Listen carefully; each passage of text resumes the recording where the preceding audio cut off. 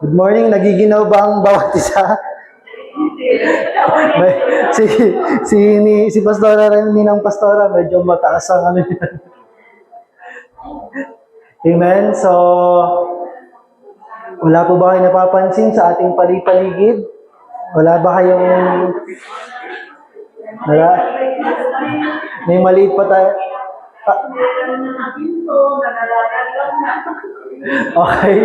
So, this past few weeks, madadagdagan pa po natin yan. At si Pastor, kasi mas malaki ba yung Christmas tree natin na ano? Mas mataas? Same lang. Same lang. Okay, so ang plano po namin na sa Christmas tree natin, mga pictures ng family yung ilalagay natin. So makikita nyo dun yung mukha nyo at ang inyong pamilya. At pwede rin kayo maglagay din ng prayer request. Kahapon na. Okay, so ready na po ba tayo mag-aral ng salita ng Diyos?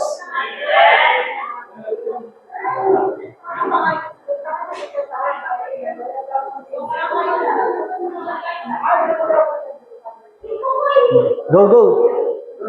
Dito na, dito na. Huwag kayong maligaw, ha? Medyo baka maligaw kayo dyan. Amen. Tayo po ay muling manalangin.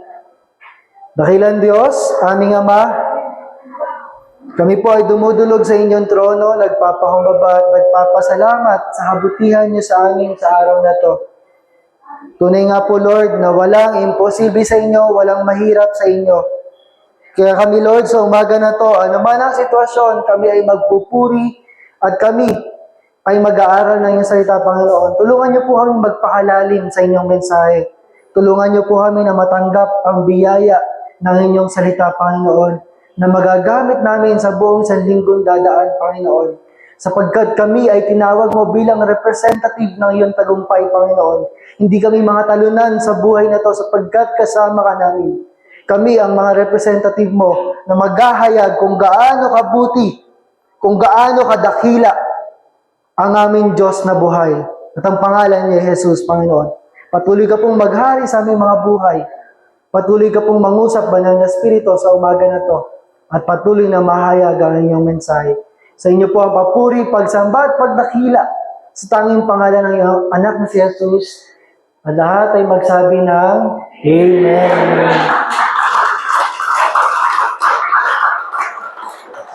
Amen. Isang pinagpalang umaga sa bawat isa. Kanina po umaga ay nagulat ako, tumawag si Pastor Manny. Tumatawag siya, hindi ko alam kung bakit. Sinagot ko na, papaalis na kami nun ng merkado. At tinatanong nga nila Pastor Rosie, concerned sila para sa ministry natin, concerned sila sa mga bata. Sabi nila, paano ba yung mga youth natin sa merkado? Eh, nasa signal number 2 tayo. 2 pa lang. Ang 3 po. Ang 3 yung gawing nahati ang Bulacan sa 2 saka sa 3. Okay, so habang nagtatanong sila Pastor Rosie, sabi ko nga, wala namang binababa si Pastor Rengi at wala rin naman ako nararamdaman sa Panginoon na wag tumuloy ang merkado. At sabi ko nga, Lord, bagyo lang yan.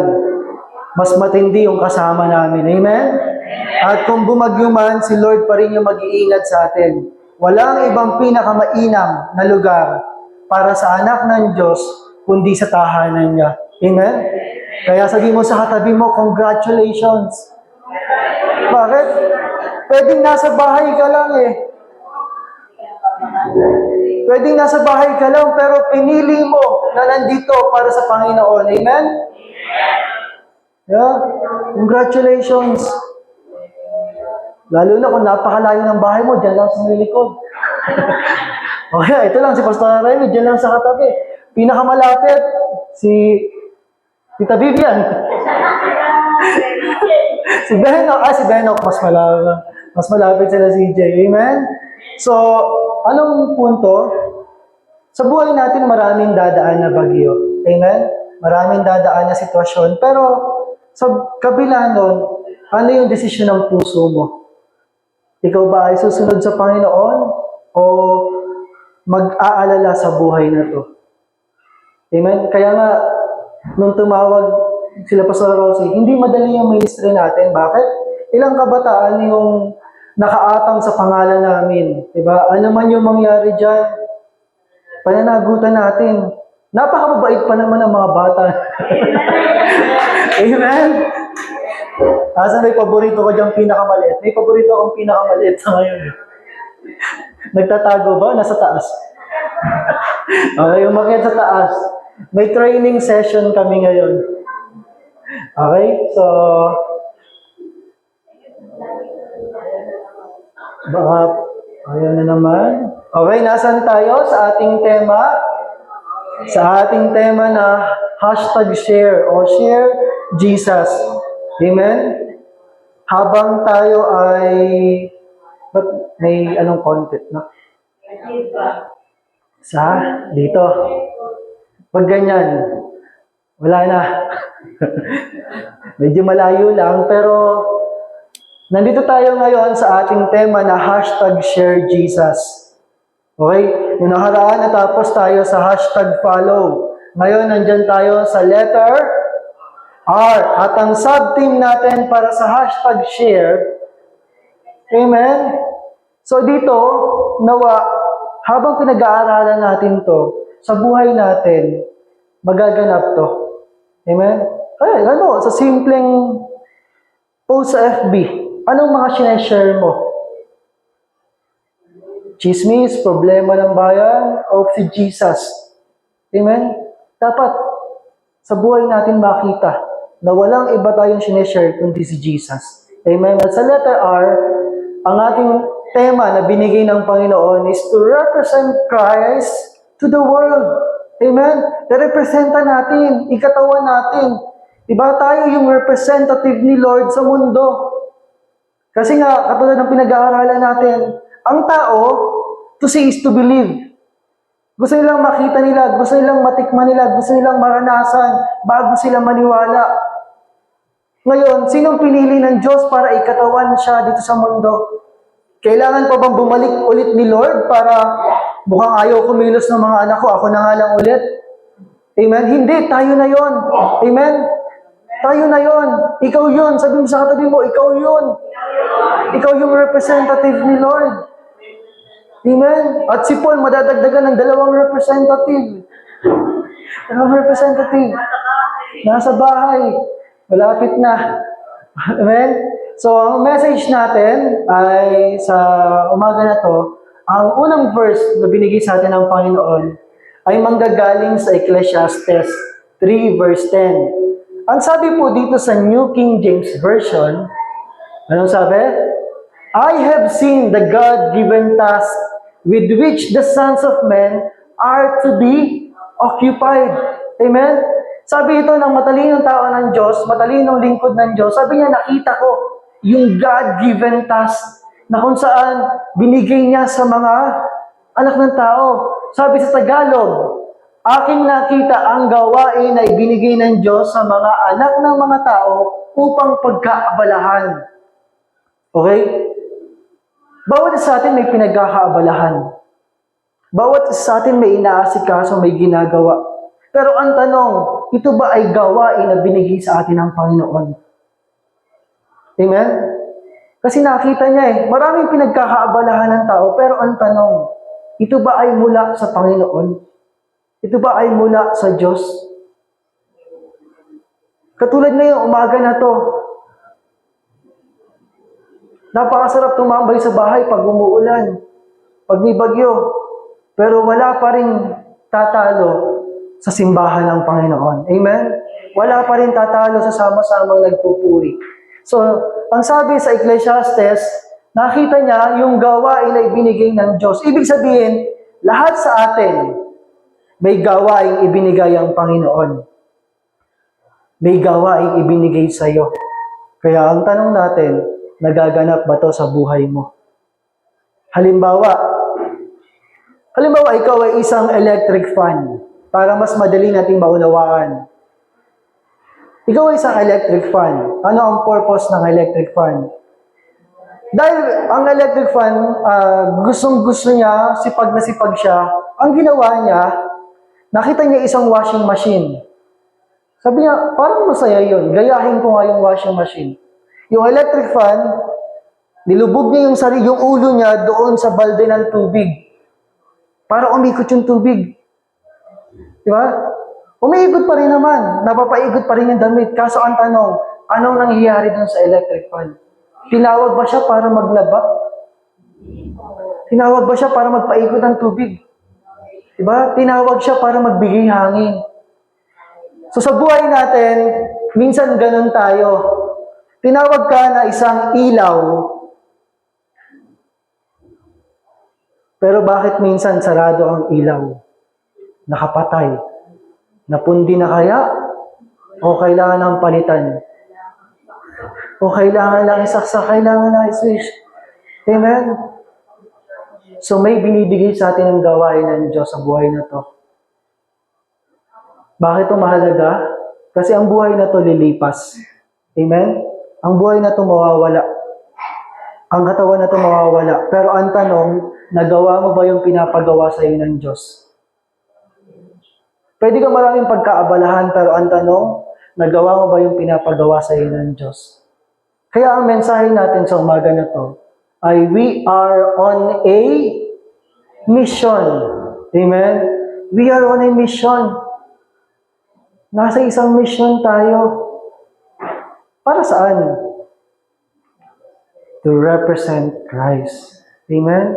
Nasa isang mission upang ikatawan si Kristo. Okay? Ano ba ibig sabihin ng mission? Missionary. Di ba? Ang mission ay parang gagawin mo. Di ba? Ipapadala ka sa isang lugar para gawin mo yung dapat mong gawin. At para sa bawat isang anak ng Diyos, lahat tayo may mission dito sa mundo. Amen? Lahat tayo sundalo ng Diyos. Lahat tayo nakadisenyo para gawin ang kalooban ng Panginoon. How do you define mission? Ano ba ibig sabihin ng mission para sa iyo? Para sa akin, ang mission, ito yung puso na sundin ang kalooban ng Panginoon. Ito yung puso na mahalin ang mga tao, mahalin yung mga naliligaw na kaluluwa. Amen? Kaya kung wala ka ng puso nito, baka nakakalimutan mo, you have a mission. May mission ka. Amen? Anong gusto nyo? Yung parang Tom Cruise na mga Mission Impossible? Na ano yun, yung last time yung sa desert, yung sa may building, tumatalon sa mga building. Diba? Mission Impossible, si Tom Cruise yun, di ba? Si Kuya Gandhi lang yata may kaya na dito. Gusto naman. Amen? We are on a mission. Para kang si Tom Cruise, may mission ka. Amen? At pag hindi mo naganap yung mission mo, you are either be killed. Okay? Kailangan gawin mo yung mission mo. Bakit? Ang buhay na to ay ginawa para i-representa natin si Kristo sa ating mga buhay, para ikatawan natin. So lahat tayo, sa buhay natin, may mission tayo. Pero ang tanong, kung titingnan mo yung puso mo ngayon, ano yung mga bagay na mahalaga sa puso mo? Ano yung mga bagay na pinagkakaabalahan mo? Ano yung mga bagay na umuubos ng oras mo? Kasali ba dyan si Lord? Diba? Facebook. Diba yung maghapon? Hindi mapigilan yung kamay mo na magaganon. O kaya ganon. Pagka-tab. Cellphone, ganon lang kasi. Pagka-tab.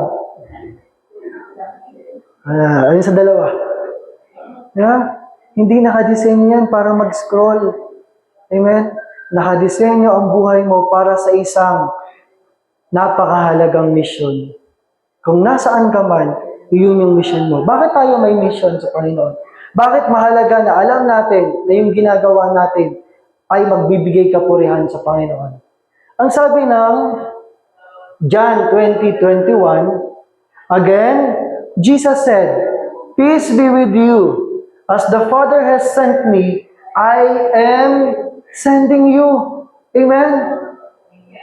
Sa Tagalog, anong sabi? Muling sinabi ni Jesus, sumainyo ang kapayapaan. Ito ay naganap, alam niyo po ba kung kailan? Naganap to nung namatay yung Panginoong Jesus at nabuhay na siya magmuli. Yung mga disipulo, nasa isang kwarto. Nagtitipon-tipon sila. Kinakabahan sila. Bakit? Baka hulihin din sila ng mga Hudyo. Baka ituro sila, ay mga kasamahan ni Jesus yan. Diba nung panahon nung pinapako si Jesus, ilan lang yung nakasunod sa Kanya. Bakit? Nanganganib din kasi ang buhay nila. Diba? Nakuha ni Peter na itatuan ng 3 beses si Jesus sa takot niya na madamay. Kaya yung mga disciples natakot. Pero dumating si Maria na may dalang magandang balita na buhay na magmuli ang ating Panginoong Jesus. Kaya ang sabi ni Jesus, sabi nga dun sa Bible, sa John 20, sarado yung kwarto. Pero biglang dumating si Jesus. At nagpahayag, pinakita niya yung mga sugat niya at nagbanggit ng kapayapaan. Tandaan nyo, kapag sa buhay mo, parang pakiramdam mo na wala si Jesus sa buhay mo, doon ka talaga mababagabag. Katulad ng mga nangyari sa mga disipulo. Akala nila, wala na si Jesus. Sa buhay mo, kapag ginagawa mo yung sarili mo diskarte at nalalayo ka sa Panginoon, doon ang puso mo mapupuno ng bagabag. Pero nung dumating sa Panginoon, dumating ang Panginoon sa buhay mo, may dala siyang kapayapaan. Amen? May kapayapaan. Kaya nga kahit 7 ang anak nila Brother Edwin, hindi sila tinawag para mag-alala. Pinangako sa kanila ng Panginoon ang kapayapaan. Amen? Na kahit hindi nila alam kung paano kukumpitin para magkasya, sumasapat pa rin, di ba? Amen? Hindi kayo pinagkukulang ng Diyos. Bakit? Dahil sabi ng Panginoon, sagot kita. At sabi dito, pangalawang verse yung binanggit, sumainyo ang kapayapaan. Bakit? Inihahanda na sila sa tungkuling gagawin nila. Ang sabi dyan, kung paanong isinugo ako ng Ama, isinusugo ko rin kayo. Isinusugo ka rin ng Diyos. Amen? Sino ang unang nagmisyon? Si Jesus. At ngayong tapos na yung kanyang misyon, sabi niya, kayo naman yung susugo ko kasi babalik na ako sa piling ng Ama. Amen? At nung natapos yung buhay ng mga disipulo, sa panahon natin ngayon, sino yung magpapatuloy? Si pastor lang po, si pastora lang. Di ba, minsan magaling tayong magturo. Pero ganunin mo muna. Walang iba kundi ikaw. Amen?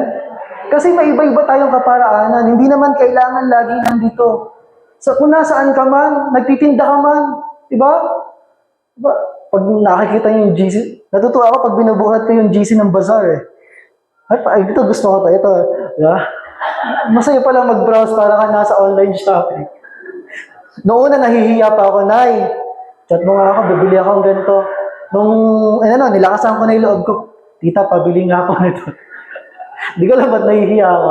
Pero sabi dito, kung paanong sinugo ng Ama si Jesus, dahil tapos na yung mission ni Jesus, ikaw naman yung sinusugo. Tayo naman yung sinusugo. Kaya yung napakahalaga ng mission natin, bakit? Hindi lang si pastor ang nagsugo sa atin. Amen? Hindi tao. Diyos ang nagsugo sa atin. Kaya kapag ka hindi mo ginagawa yung role mo, sinong tinatanggihan mo? Si leader? Si pastora? Si pastor? O si Jesus? Amen? Kaya nga yung training, pag sinabi, kapatid, ikaw naman sa testimony. O kapatid, ikaw naman sa opening prayer. Training na yon. Amen? At kapag meron kang naririnig na ilang beses paulit-ulit, mensahe na yun ng Diyos sa'yo. At kahit ilang tanggi mo, ikaw pa rin yung haharap doon. Hanggat hindi mo tinatanggap yung mission mo para sa Panginoon. Kaya kapag kinukulit ka, mission niya ni Lord sa'yo, kailangan natin gawin. Amen? So tandaan natin sa umaga na to, mahalaga yung trabaho natin. Bakit? Si Lord ang nag-commission sa'yo, sa atin. Amen? Hindi lang si mayor, hindi lang si kapitan, hindi si pastor, si pastora, si Jesus, ang Panginoong Yesus, ang nagsugo sa atin. Amen? So tayo ba ay willing magpatuloy ng misyon ng Panginoon dito sa mundo? Amen? So, sa buhay na to, we are on a mission to represent Christ. Tandaan nyo, wala namang fully perfect na walang kapintasan. Kasi kung dahilan at dahilan lang din ang pangahawakan mo, marami tayong dahilan. Amen? Marami kang dahilan na pwedeng makapigil sa'yo para hindi gawin yung kalooban ng Diyos. Ay, hindi po ako magaling magsalita. Ay, hindi po ako magaling humarap sa mga tao. Pero pag gusto mo naman yung gagawin, hindi ka maawat. Diba? Minsan namimili tayo ng gagawin. Pero dapat hindi tayo nakatingin doon sa dahilan na pumipigil. Tumingin tayo sa kung anong pinapagawa sa atin ng Diyos. Kaya sa umaga na to, open your hearts. Buksan mo yung puso mo sa Panginoon. Dahil may binabanggit sa iyo ang Diyos. Hanggang kailan mo hindi papakinggan ang panawagan ng Diyos sa buhay mo. Amen? Dahil may mission tayo. Para saan ba itong mission na to? Pag-aralan natin. Ano ba yung mission natin to represent Christ? Di ko po nabanggit kanina, ang pag-aaralan natin ay kukunin natin sa Mark 6:7-13. Dito, pinakita ng Panginoon kung paano isinugo niya yung 12 bilang kanilang first missionary trip na hindi kasama si Jesus. Okay? Ano ba yung ginawa ng disipulo? Ano ba yung binili ng Panginoong Jesus na dapat nating makuha, mapag-aralan para maging knowledgeable tayo kung ano nga ba yung tatahakin nating landas. Okay? So muli, may mission ka para sa Panginoong Jesus. Amen? May mission ka. Okay? So, tingnan natin. Una, doon sa Mark 6:7-13, kung paanong sinugo ng Panginoong Jesus yung 12, ang una niyang binilin sa kanila. At ito yung pointer number 1 natin. Na kapag gagawin mo na yung mission mo, unahin natin to. Na trust and rely on God for everything. Magtiwala at umasa sa Diyos para sa lahat. Okay? Ito yung unang bilin ng Panginoong Jesus. Magtiwala at umasa sa Diyos para sa lahat. Kaya nga ang sabi ng Biblia, yung mga may pera, nahirapan silang pumasok sa kaharian ng Diyos. Bakit? Saan sila nakahawak? Sa kayamanan, sa pera. Diba? Kaya yung mga Chinese, minsan, hirap sila makakilala sa Panginoon. Bakit? Kasi pinaghirapan ko to eh. Ako to. Magaling kasi ako, pinagpuyatan ko yan. Samantalang, when you are on a mission, nais ng Diyos na magtiwala at umasa sa Diyos sa lahat ng bagay. Iyan yung panawagan sa atin ng Diyos. Anong sabi ng salita ng Diyos? Mark 6:8 sa NIV ang sabi, these were His instructions. Take nothing for the journey except a staff.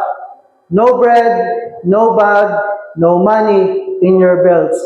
Actually, hindi simple itong verse 8. Ano sabi dyan? At pinagbilinang sa inyong paglalakbay, huwag kayong magdala ng anuman, maliban sa tungkod. Huwag kayong magdala ng pagkain, ng balutan, o ng pera. Imagine, pupunta ka ng Pamarawan. Ang sabi ni Lord, huwag kang magdala ng anuman maliban sa tungkod. Huwag kang magdala ng pagkain, ng balutan o ng pera. Kaya mo kaya? Yan. Lord, paano yung pamasahe? Lord, paano pag umulan? Walang payong. Di ba yun na yung pointer number 1 natin? Trust and rely in Him. Amen? Anong punto ng Mark 6:8? Pinupunto dito na mag-focus ka lang sa mission mo. Bakit? Kasi may mga tao, honestly, hindi mo naman sila masisisi, pero ito yung natural. Maraming tao, ang focus nila yung pangangailangan. Number 1 yan sa list nila, na kaya mong ipagpalit si Lord dahil sa pangangailangan. Lalo na pag magulang ka, amen? Matitiis mo ba yung anak mo na hindi kumakain? Matitiis mo ba yung mga anak mo na hindi makapag-aral? Di ba? Matitiis mo ba yung pamilya mo na naghihirap? Pero anong punto ni Lord? Mag-focus ka sa mission mo at magtiwala ka sa akin. Dumepende ka sa akin. Bakit? Ako ang magpo-provide para sa iyo. Amen? Hindi kita pagkukulangin. Honestly, sa buhay ko na to, mapalad ako. Bakit? Kasi, nung una, ayokong maglingkod kay Lord. Bakit? Mahirap. Yun lang yung perception ko. Mahirap. Lord, bukod sa hindi ako magaling magsalita, mahihain ako. Ayokong humarap sa mga tao. Problema na iba, poproblemahin ko pa rin. Pero pag narinig mo yung isang kabataan, nabaltod sa basketball, ayun, walang malay. Pero nung nilakaran ko yung kalooban ng Diyos, maiiba yung pananaw mo sa buhay. Na unti-unti, binabago ka ng Diyos para lubusang magtiwala sa Kanya. At makita mo na mas masarap maglingkod kaysa ginagawa mo yung sarili mong diskarte. Amen? Mas masarap ang buhay na to. Nakasama si Lord sa laban kaysa yung nagkakandahirap ka magtrabaho. Tapos kulang pa rin. Tapos wala pa rin. Hindi pa rin sapat. Subukan niyo si Lord. Amen? Kaya natutuwa kay Brother Edwin, di ba? 2 weeks na. At kahit mapunta ka man sa ibang lugar, humanap ka ng sasambahan. Tandaan mo, iba pa rin ang laban pagkasama mo si Lord. Lalo na 7 anak mo. Okay? Iba pa rin pagkasama mo si Lord. Dahil ang nais niya, mag-enjoy mo yung buhay. Amen? So, focus ka sa mission. Okay? Maraming tao nakafocus dun sa need.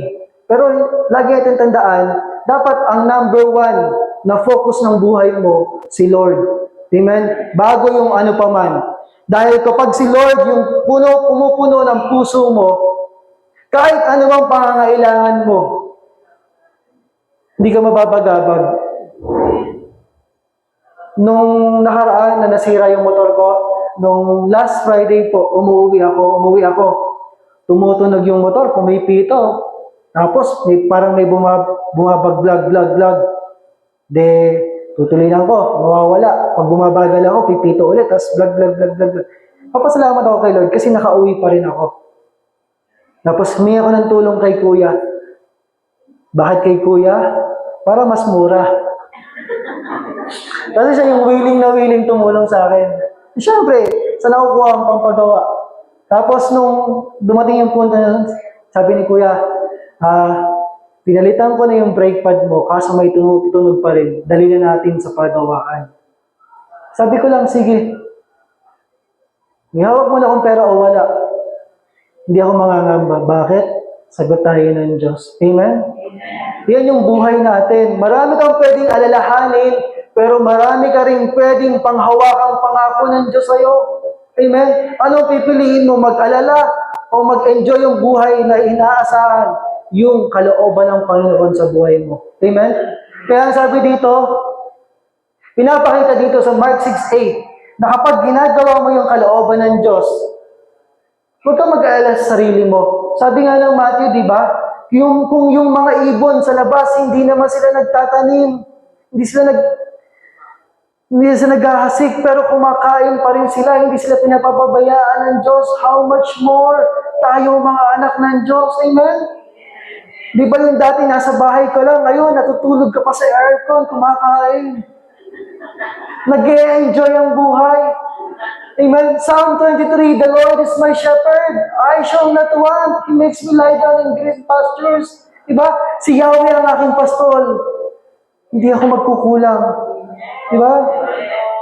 It's a matter of trusting and relying on God. Bakit hindi ako umuusad dito? Bakit? Kasi kung hindi mo magagawang pagtiwalaan ng Diyos, mahihirapan tayo sa 2, 3, 4, 5. Amen? Kaya maraming ayaw maglingkod dahil may problema sa trust issue. Lord, Pastor, paano na yung pamilya ko? Pag naglingkod ako, paano na? Diba? Paano yung isang araw na hindi ako kikita para sa Panginoon? Trust and rely. Amen? Mas masarap kasama si Lord sa laban na to. Amen? At number 2, kapag ka ikaw, yung puso mo ay binigay mo na lahat sa Lord. Lord, I totally surrender. Na wala akong magagawa kung wala ka. Diba? Always ask the Lord, Lord, okay ba itong ginagawa ko? Gusto mo ba to? Pag hindi, wag na. Kasi kahit kumita ka man, kung wala ang pagsama ng Diyos, mahirapan ka lang. Amen? Number 2, katulad ng isang atleta, number 2, we need to be ready and expect hardship. Kailangan maging handa at asahan ng hirap. Kaya pala tayo dumaan sa pagiging Boy Scout sa Girl Scout. Bakit? Ang motto ng Boy Scout, laging handa. Diba? Laging handa. Ayan din yung panawagan sa atin ng Diyos. Dapat handa ka at asahan mo na ang paglalakbay hindi magiging madali. Amen? Hindi magiging simple. Kaya nga ang sabi ng salita ng Diyos, Mark 6:9, New King James Version, but to wear sandals and not to put on 2 tunics. Sa Tagalog, pinagsusuot sila ng sandalyas. Amen? Noong panahon nila, kapag nakasuot ng sandalyas, yung sandals na pang disyerto, ready na yun para magbiyahe. Amen? Simbolo to na ikaw ay ready nang lumakad para sa Panginoon. Amen? Anong simbolo ng sandals? Ibig sabihin, readiness and preparedness. Amen? Naka-ready ka, handa ka pa. Amen? At sabi diyan, hindi sila pinagsusuot ng 2 balabal. Bakit? May mga dadaanan kayo hindi simple. Amen? Umasa kayo sa Panginoon. Nung pinag-aaralan ko nga yung ginagawa ng Diyos sa buhay ko, sabi ko nga sa inyo, ayoko nung una. Bakit? Hindi madali, hindi simple. Sabi ko nga, Lord, na-realize ko lang, parang ngayon pa lang ako nagsisimula sa ministry. Parang ngayon pa lang. Yung mga taon dati, preparation para, ito na yung simula ng ministry ko, ngayon pa lang. Tapos, kung titingnan ko yung buhay ko dati, makarinig lang ako ng isang reklamo. Wala na, ayoko na. Amen? Makarinig ka lang ng isang pangyayaring hindi maganda, ayoko na. Pero ito pala, habang tumatagal ka sa paglilingkod kay Lord, marami kang matutunan sa buhay mo na gagamitin mo bilang pundasyon ng pananampalataya mo. Amen? Katulad ng laging binabanggit sa akin ni Pastor Remy, unawain mo kasi Matagal pa yung takbuhin ng mga kabataan na yan. Kung ayaw nilang makinig, huwag kang mabigatan. Bakit? Kasi meron talagang dadaanan. Amen? Meron tayong mga training na dinadaanan para i-ready tayo sa buhay. Amen? Sa panahon na hindi madali ang buhay, mas madalas ang mga tao tumatakbo kay Lord. Sa panahon na walang problema at masaya, mas madalas ang mga tao nakakalimot sa Panginoon. Amen? Kaya yung mga dadaanan natin na hardship, training na sa atin to. Pinapalago tayo ng Diyos. Nire-ready tayo para mas maging malalim yung pagiging representative natin sa Panginoon. Kaya huwag kang magtaka. Bakit kung kailan naging Christian, doon na lang laging may problema, doon na lang may mga sitwasyon. Bakit? Dahil sa panahon natin ngayon, minulat tayo na ito yung realidad at meron tayong Diyos na sasama sa atin sa anumang laban ng buhay. Amen? Kaya tayo, ready ka na ba, kapatid? Okay? Katulad ni Elder Tess, ready na siya kaya sumabak na siya sa mga buds. Diba? Iba ang laban dun. Ako, hindi pa ako ready yatang harapin yung mga buds. Diba? Kung ready ka na, kasi ganito yon. Hindi lahat laging magiging smooth sailing. May mga papadaanan sa'yo si Lord para matuto ka. At isa sa mga natutunan ko sa paglilingkod na to, baligtad bunso. Okay? Sa ating dekorasyon po ngayon, tayo po yung mag-a-adjust ha. Tayo yung mag-a-adjust. Ang pinto po natin, pahila. Okay? Pag nasa labas ka. Pagka nasa loob ka, patulak. Okay? Kasi yung napakamamahalin nating dekorasyon, masisira yan pag namali kayo ng push at pull. Okay? So, ayan po, nagsisimula ng malaglag. Kaya kailangan tayo na yung mag-adjust. Amen? At dadagdagan namin yan sa mga susunod pang araw. Okay? Kung ayaw nyo mag-adjust, kayo yung magkabit ng mga dekorasyon. Kanya-kanyang kabit tayo. Amen? Pero, ang buhay po natin ay may mga dinadaanan upang tayo matuto at maging handa. Amen? Halimbawa, sa mga buhay niyo sa pamilya, bakit kayo dumadaan sa problema?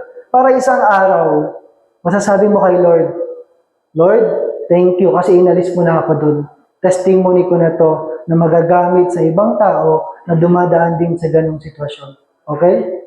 Kaya kapag may nagsabi sa inyo na, tanggapin mo si Lord, pag naging Christian ka, wala ka ng problema, scam yun. Okay? Tandaan niyo yun, scam yun. Kasi ang fake news yun. Ang buhay ng Kristiyano, masarap pa rin. Sabi nga ng kanta, masayang tunay. Bakit? May problema man, kasama natin ang Diyos. Amen? Mas iba pa rin yung dikit ka kay Lord kaysa yung ginagawa mo yung sarili mong diskarte. Kaya nga, huwag kang papipigil na lumapit sa Panginoon. Amen? Sabi mo sa katabi mo, next Sunday, magkikita ulit tayo.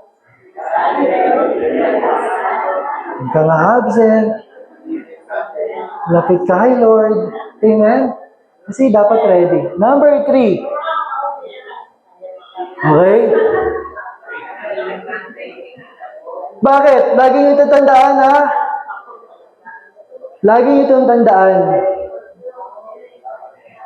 Lagi nyo itong tandaan. Ano mang gagawin mo para kay Lord, hindi ka lugi.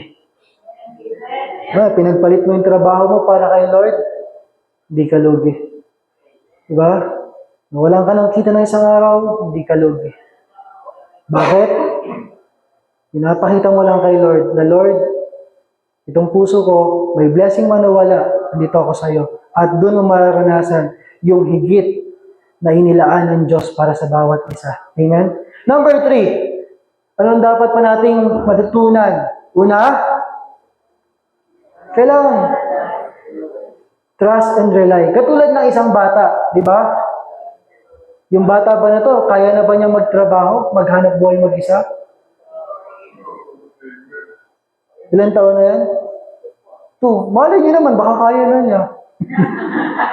Huwag tayong judgmental. Yeah? Amen? Katulad ng isang bata, sabi nga ng Bible, ang kaharian ng Diyos ay para sa mga bata na to. Amen? Kaya kahit gaano kababait ng mga kabataan natin, isang araw, yung ginagawa natin, magbubunga din yan. Huwag lang maiinip. Isa sa natutunan ko sa paglilingkod, huwag kang maiinip. Kasi, halimbawa, lahat naman tayo gustong mapaayos sila, kaya lang may kapanahunan sila. Diba kahit anong saway natin, gagawin pa rin nila yung gusto nila. Pero isang araw magbubunga yan. Katulad ng ginagawa ko sa mga anak ni May, wala. Dumadami labahin nila. Bakit? Required silang maligo umaga-gabi. Bakit? Nagbibinat at dalaga na sila. Ay minsan binaamoy kami. Trabaho namin yun, nagabayan sila kahit sa mga ganon. O kaya na, para patas-patas, lahat maliligo ng gabi. Although hindi ko pinagpaalam sa kanya. Turuan mo nang maglaba. Yun yung solusyon doon. Amen? May panahon. Kapag nainip ka, halimbawa, pinupush mo. Halimbawa, si Gab-Gab, pinupush nating manahimik. May hirapan lang tayo. Bakit? Bata yun eh. Normal yun sa kanya. Mapalad tayo kung laging may lollipop na hawak. Di ba? Kaya okay lang. Magkaroon tayo ng mga bata sa loob ng church. Di ba? Hanggat wala pa tayong room para sa kanila, okay lang. Amen? Mga sundalo tayo. Hindi tayo basta-basta nadadaig ng mga ingay na mga maliliit na bata. Amen? Okay? So, matutong maghintay sa kalooban ng Diyos. Pag naglilingkod ka, kapag nasa mission ka, huwag kang maiinip. At ang sabi sa number 3, don't be discouraged by unreceptive people. Huwag panghihinaan ng loob sa mga taong hindi tumatanggap. Amen? Sa mga taong hindi tumanggap, huwag kang panghihinaan ng loob. Halimbawa, yung asawa mo, inilalapit mo sa Panginoon, huwag kang panghihinaan ng loob. Huwag kang mapapagod. Huwag kang hihinto. Bakit? Dahil alam ng Diyos, mararanasan natin to. Do not be discouraged. Amen? Ang discouragement, mga kapatid, ang discouragement ay isa sa temptation ni devil. Isa to sa temptation o alok ng dyablo. May mga tao, hindi nila alam, yung buhay nila tanggap ng discouragement. Isang araw, dahil hindi niya namalayan, yung puso pala niya puro na discourage, bigla na lang sumabog, ayoko na. Kaya sabi dyan, do not be discouraged. Amen? Ang discouragement, dadalhin ka sa 3 bagay. Una, papakita niyan sa'yo para kang talunan. You are a failure. Diba, Lord, ginagawa ko naman, lalo na nung mga ilang weeks ni Keisha, diba? Hindi madali. Hindi simple. Parang gusto mo nang, sabi Lord, wag, do not be discouraged. Diba? Papakita niyan sa'yo, pag tinanggap mo ng tinanggap yung discouragement, papakita niyan sa'yo na talunan ka lang. Ikalawa, you will doubt God's promises.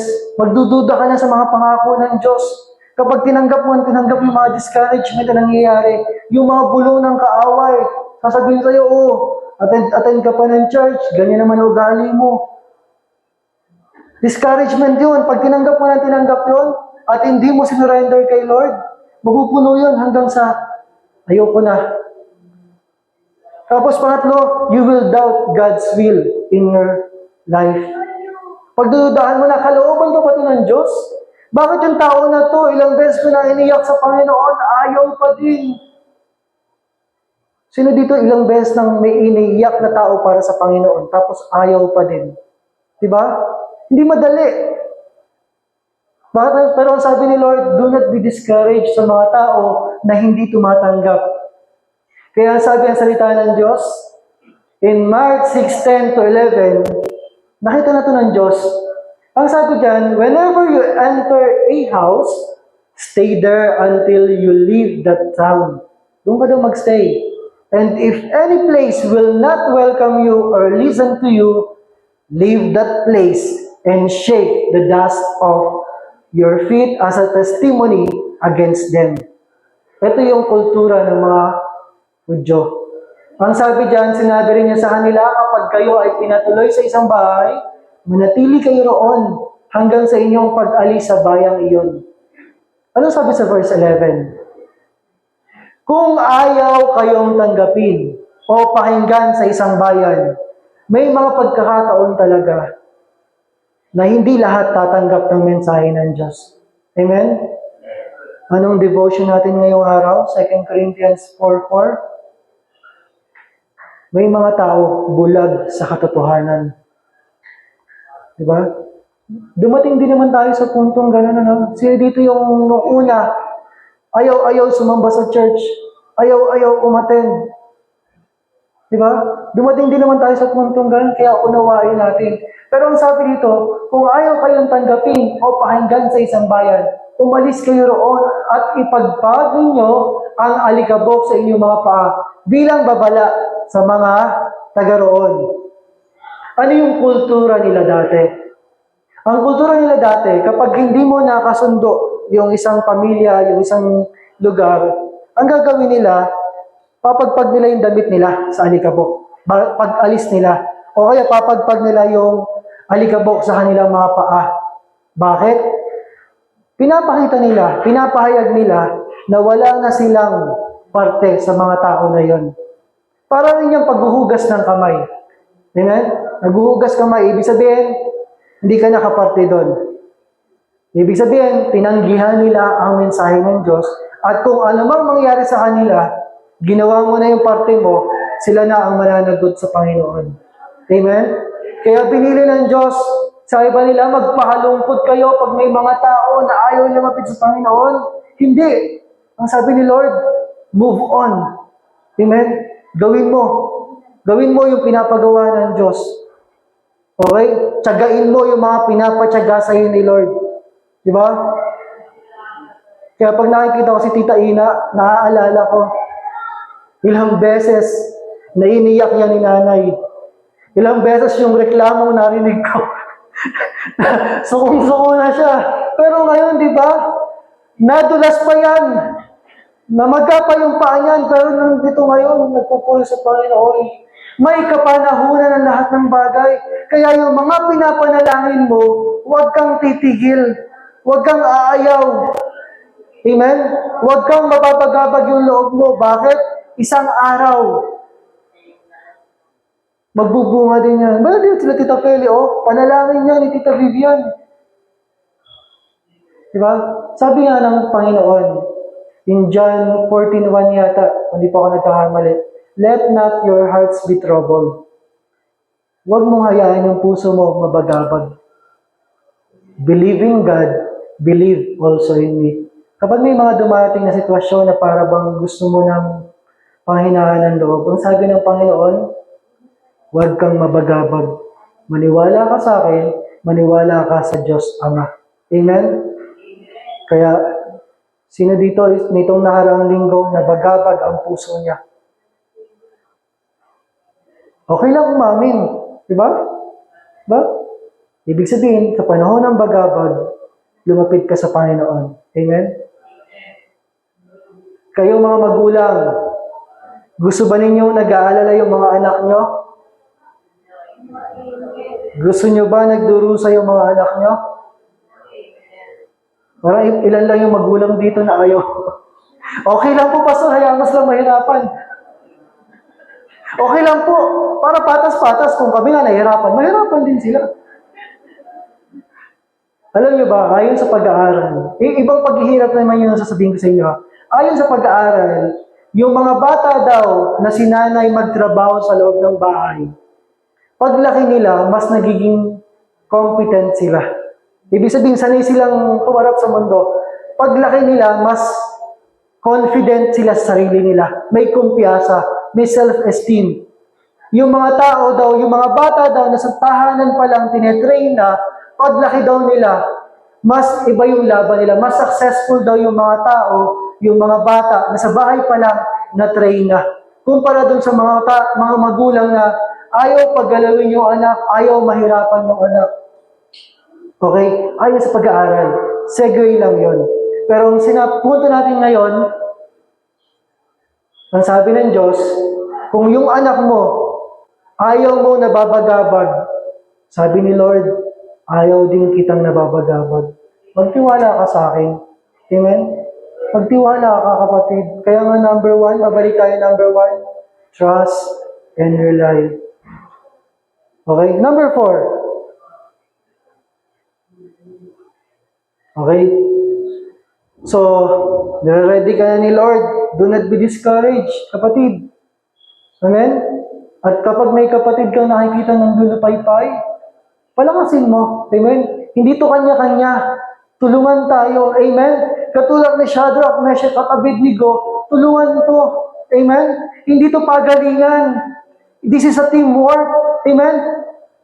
Sa panahong malakas si Pastora, siya yung nagpapalakas sa atin. Para sa mga panahon na kailangan niyang paalala, tayo naman magpapaalala sa kanya. Amen? Panapanahon lang yan. Kaya kailangan tulungan tayo, kapatid. Dapat pinagpe-pray niyo yung mga kasamahan natin dito sa church. Amen? Pinagpe-pray niyo. Hindi niyo man ma-chat, pag-pray mo. Pag-pray mo si Pastora, pag-pray niyo yung mga leaders natin, pag-pray natin. At syempre, pangapat, we need to preach the gospel and lead people to repentance. Kailangan ipangaral ang ebanghelyo at akayin ng mga tao sa pagsisisi. Okay?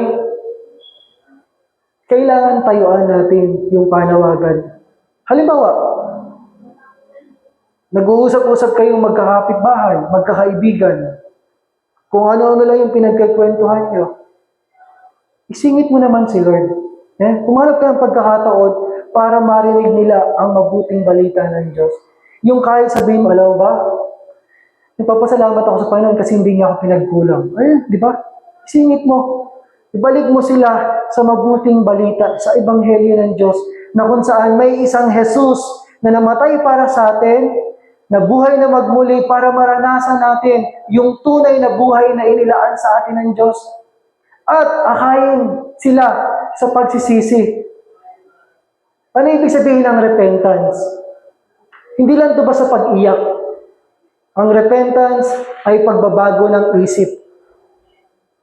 Na kung dati kayang-kaya mong gumawa ng mali, pag nakilala mo ang Panginoon sa buhay mo, hindi ka na makakaating na gumawa ng mali. Amen? Kung dati okay lang mandaya, ngayon hindi na. Lead people to repentance. Lead them to Christ. Amen? Kaya nga, ang laging misconception natin, mga kapatid, na pag dinala sa church ng isang tao, okay na yan. Hindi. Amen? Kailangan inaalagaan din natin. Kailangan binabahagian lang natin. Hindi lang to trabaho ng messenger dito, ng preacher dito, kundi trabaho natin lahat to. Amen? Siyempre, maganda pa rin dalhin sila sa church, pero pagkatapos ng church, Monday to Saturday, dapat may ginagawa tayo para sa kanila. Amen? Sa lugar ninyo, sinong tatayo para ipangaral ang ebanghelyo? Sa mga kamag-anak mo, sino maghahayag ng salita ng Diyos? Kaya nga sabi sa Mark 6:12, they went out and preached that people should repent. Okay? Humayo nga ang 12 at nangaral ng mga tao ay dapat magsisi at tumalikod sa kanilang mga kasalanan. Amen? Ang sinasabi ng Mark 6:12, hindi tayo yung nagbabago sa tao. Kaya huwag ka mabagabag kung yung tao na yon hindi pa rin nagbabago. Amen? Hindi ikaw ang nakakapagpabago sa isang tao, kundi yung kapangyarihan ng salita ng Diyos. Amen? ang Holy Spirit ang kikilos sa puso ng bawat isa para sila ay dalhin sa pagsisisi at pagtalikod. Amen? Halimbawa, si Kuya Gandhi, biglang pumunta sa katrabaho niya. Uy, makasalanan! Tanggapin mo si Lord, kung hindi, mapupunta ka sa impyerno. Siyempre, hindi naman ganon. With grace. Amen? May grasya, may pag-ibig. Napakasama mo. Lagi kang late. Ako lang yung matuwid dito. Puro sarili yung tinataas. Ang itataas natin sa buhay natin, yung kabutihan ng Diyos. Amen? So,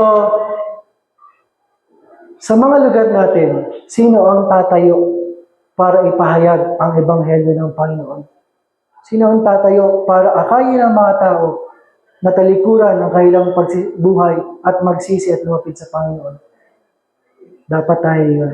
Amen? At number 5, ito na po ako magtatapos. Number 5, cast out demons, anoint, and heal the sick. Palayasin ng mga demonyo, pahiran at pagalingin ang may sakit. Amen? Ito ang resulta ng gagawin ng Diyos sa buhay natin. Totoo ba yan? Nagpapagaling ba si Lord? Nagpapalayas ba siya ng demonyo? Bumubuhay ba siya ng patay? Dahil ba magaling ka?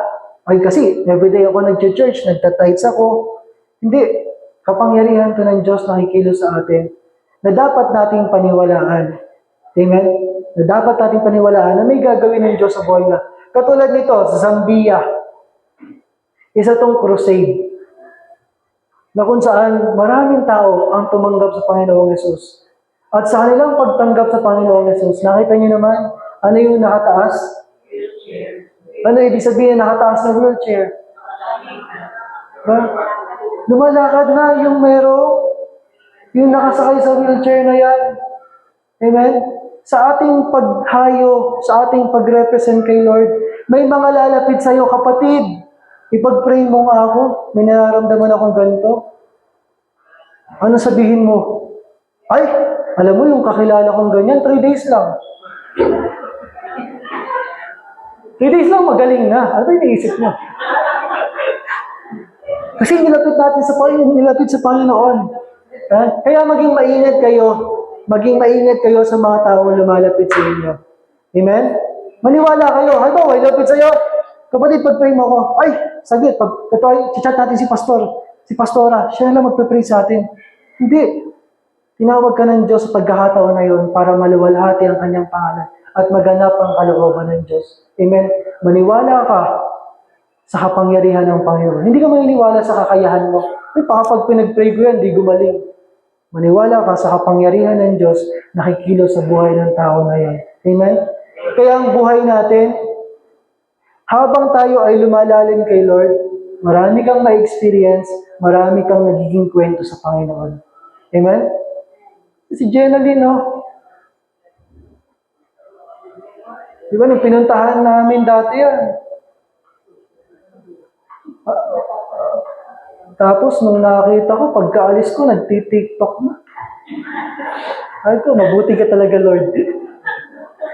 Bakit? Hindi naman ako yung magaling. Si Lord yung kumilos sa buhay niya. Amen? Kaya huwag tayong matakot na kumilos para sa Panginoon. Huwag kayong magdududa sa kapangyarihan ng Diyos. Kapag may dinudulog ka sa panalangin, huwag kang mag-aalinlangan dahil kikilos ang Diyos sa buhay mo. Amen?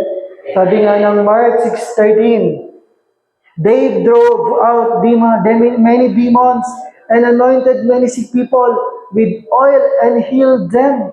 Sa Tagalog, pinalayas nila ang mga demonyo mula sa mga sinasapian ng mga ito.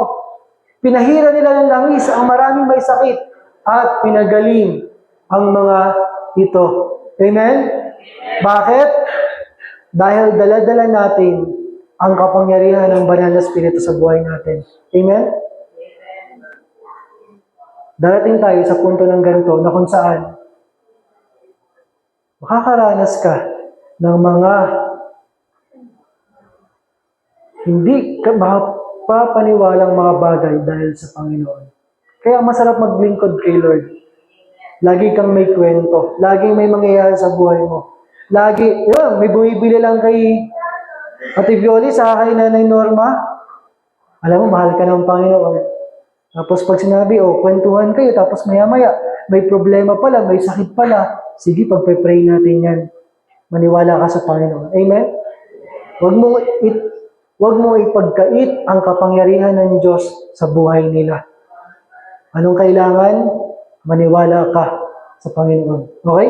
So, sa umaga na to, tayo ay may mga mission. At recap natin, we are on a mission to represent Christ. Nasa isang mission tayo upang ikatawan si Kristo sa buhay na to. So, kung sa buhay mo, marami kang pinagkahabalahan tapos hindi natin ito nagagawa. Isang wake-up call sa atin to. Kapatid, hindi ka lang nabuhay para magtrabaho. Hindi ka lang nabuhay para sa pamilya mo. Nabuhay ka para sa Panginoon. Amen? Huwag mong kalimutan yung mission ko. Amen? Huwag mong kalimutan yung puso para sumunod sa kalooban ng Diyos. Number 1, una sa lahat, kailangan nating magtiwala at umasa sa Diyos para sa lahat ng bagay. Amen? Actually, ang buhay na to, dito lang naman umiikot. Trust and rely. Kapag ito hindi natin natutunan, tayo rin ang mahihirapan. Halimbawa, yung isang problema, eto, kunwari problema to. Sa ngayon, di pa siya mabigat. Sa ngayon, okay ko pang dalhin. Pero after 1 hour, tingin nyo, di ba ako mangangalay? Mangangalay. After 1 day, hawak-hawak ko lang to. Tingin nyo, ano lang kumikirot sa akin? Ito, hirapan na ito. Ganyan din ang buhay natin. Kapag meron tayong hindi pinagkakatiwala sa Panginoon, tayo lang din yung nabibigatan sa buhay na to. Kaya ibigay natin kay Lord. Hindi lang basta ibigay, gawin natin yung pinapagawa niya sa atin. Expect hardship, be ready, laging handa. Amen? Ang panahon natin ngayon, hindi na pwede yung Kristiyano na lulugo-lugo. Kailangan ng mga Kristiyano handang tumayo para sa Panginoon. Amen? Bakit? Dahil hindi natin alam kung kailan babalik ang Panginoong Jesus. Malapit na. Pero ang tanong, may nagawa na ba tayo para sa Panginoon? Naabot mo na ba yung pamilya mo? Naabot mo na ba yung mga kaibigan mo para sa Panginoon? Tayuan mo na, kapatid. Be ready. Sabi mo kay Lord, Lord, ready na ako. Kinabahan mo. Amen? Lagi niyo isipin, hindi ito yung, huwag mo titingnan yung sarili mo, titingnan mo lagi si Lord. Amen? Kapag tinignan mo yung sarili mo, ay, mahirap. Pag tinignan mo si Lord, ay, masarap. Amen? Masarap maglingkod kay Lord. Okay, don't be discouraged by unreceptive people. May mga tao na hindi tatanggap ng mensahe. May mga tao na makukulit. May mga tao malitigas ang ulo. Huwag mabagabag ang loob mo. Huwag mabigatan yung puso mo. Bakit? Kung si Jesus nga na pinakamagaling na teacher, marami pa rin hindi nakinig, how much more tayo? Pero hindi ibig sabihin, huwag na tayong mag-share. Ang sabi lang dito, huwag kang magpapapigil. Huwag kang magpapaapekto. Mapagod ka man, magpahinga ka, magpatuloy ka pa rin. Amen? At isang araw, makikita natin yung bunga. Dahil number 4, we need to preach the gospel and lead people to repentance. Mission natin to, ipahayag yung ebanghelyo. Alam nyo, dito, sa grupo natin, may isa akong kilala na pagka, hindi niya alam, may gift siya sa sa evangelism. May isang tao dito, kapag nakausap niya yung isang tao, nalalapit sa Panginoon. Bakit? Yung puso kasi ng tao nito, madali siyang makisama sa ibang tao. Madali ba siyang makibagay? Hindi katulad ko minsan, sa aming magkakapatid, siya lang yung pinakamadaling makisama. Yun yung kuya ko. Pag meron niya nakakausap, kapag nandun yung puso niya, naririnig ko yung testimony niyan, kapag meron siya nakakausap, na nilalapit siya sa Panginoon, yung nakakausap niya, hindi ba pigilan na lumapit kay Lord? May gift siya doon. Bakit? Yun yung binigay sa kanyang gift na dapat ginagawa nating lahat. Amen? Lahat tayo may kanya-kanyang gift. Lahat tayo may panawagan.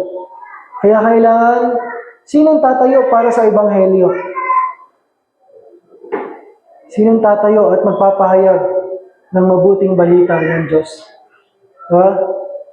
Kaya nga kapag reunion natin, January 1, di ko alam, parang hindi na ako effective eh. Parang, the more na tumatagal, parang saka mahirap din yung mic, hindi marinig na maayos. Open area. So, sabi ko parang Lord, parang hindi na ako effective sa reunion. Bahala ka na po kung anong kalooban mo. Kailangan tayuan natin. Amen? Huwag ka na umasa sa iba, pastora, pag-pray mo nga po. Dalhin mo dito yung kapatid, tatahimik yun. Gawin mo lang dito sa unahan. Gab! O, di ba? Ayan yung, di ko alam ba bakit sa pamilya ni Brother Edwin, parang pinapasadahan sa akin ni Lord. Minsan sabi, Lord, nagkaroon ako ng leading na alagaan yung bata na yan. Marami nagtatanong bakit ayaw sumama sa akin, bakit lagi na umiiyak. Sabi niya, trabahuin mo yan. Di ko alam bakit. Selos naman yung isa doon, yung isang malinggo. Okay? Sa buhay, ganyan din sa mga kabataan, marami tayong tatrabahuin para sa Panginoon. Amen?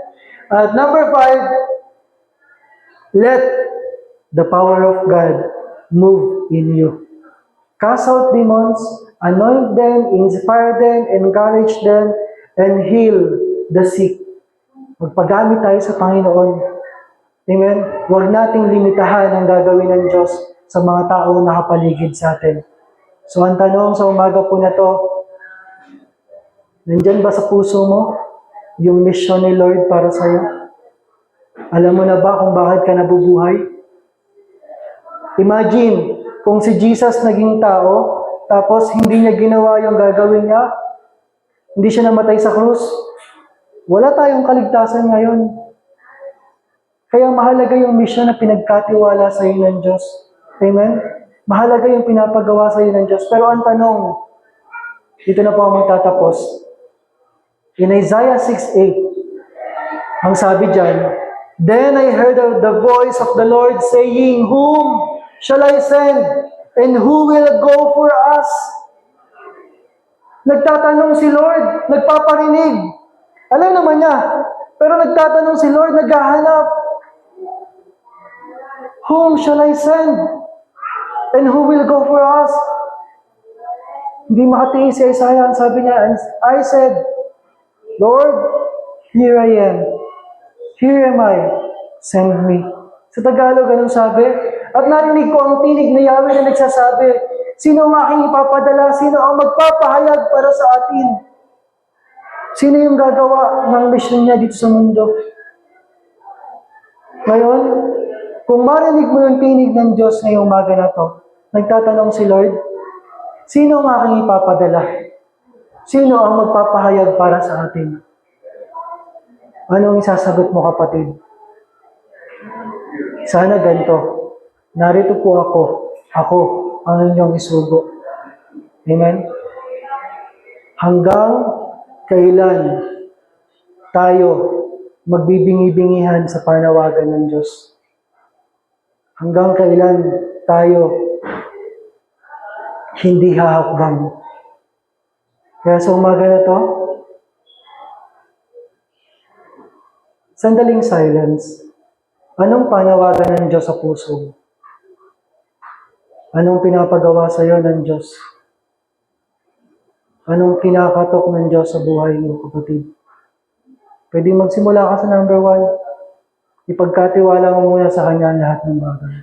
Sabi niya, kapatid, tapos na yung panahon na laging ikaw lang. Tapos na yung panahon na nahihirapan ka. Sabi niya, try mo ako. Isama mo ako sa kwento ng buhay mo. Yung mukhang imposible, walang imposible sa Diyos. Subukan mo, kapatid.